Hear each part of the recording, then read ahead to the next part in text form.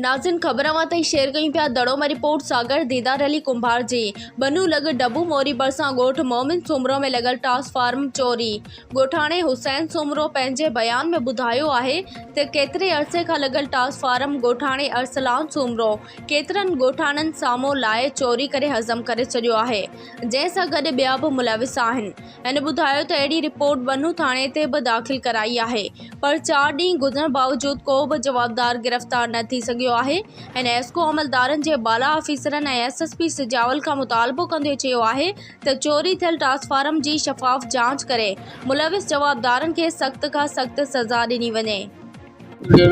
Light जो ये time खां वठी गोठ मोहम्मद सुमरो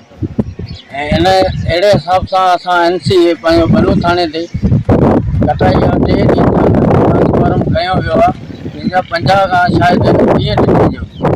अहिड़े हिसाब सां असां छा कयूं इहो त कयूं पंहिंजो वापरा वारनि खे असांखे जेको हिन शइ जो माना इतला या मिसाली ॻाल्हि असांखे पंहिंजी शइ वापसि वाराए ॾियो।